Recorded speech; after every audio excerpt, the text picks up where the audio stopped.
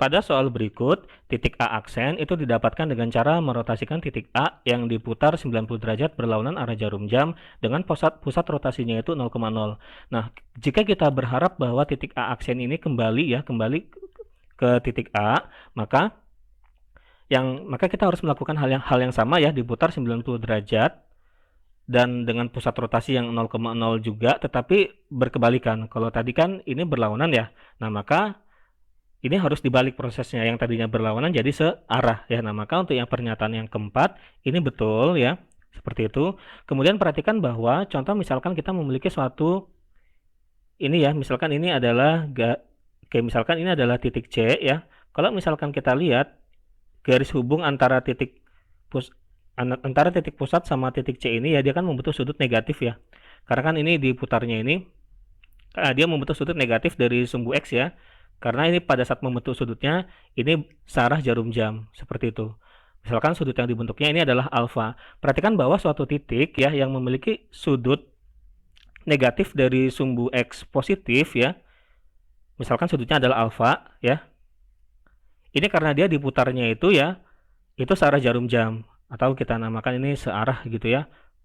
Nah, suatu titik yang seperti itu ya, yang memiliki sudut yang negatif ya, karena dia tadi diputar searah jarum jam, itu sebenarnya sama saja dia membentuk sudut 360 min alfa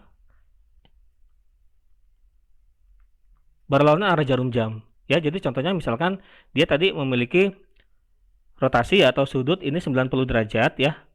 Nah, ini 90 derajat searah jarum jam ini ya. Ini sebenarnya sama saja dengan 360 min 90 berlawanan arah jarum jam.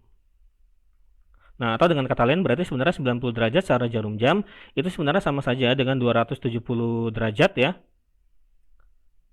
Ini berlawanan arah jarum jam, seperti itu.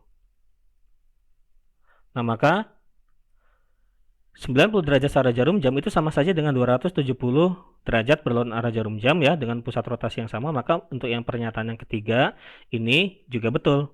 Seperti itu. Ya, kemudian untuk yang ini ya, untuk yang pernyataan yang pertama, rotasi 180 derajat berlawanan arah jarum jam, berarti sebenarnya kalau suatu titik yang dirotasikan 128 derajat sebenarnya dia sama saja dengan bercermin ya, atau mengalami refleksi atau pencerminan terhadap titik asal ya. Jadi kalau misalkan tadi dia ada di sebelah sini ya, di sebelah sini, maka nanti dia dicerminkannya di sebelah sini. Ya, hasil pencerminannya seperti ini ya. Jadi rotasi 180 derajat dengan pusat 00 ini sebenarnya sama saja dengan refleksi terhadap titik pusatnya ya. Jadi kalau misalkan dia ada di sini, maka nanti dia dicerminkan ke sini ya, atau kan sama saja kayak berotasi 180 derajat ya,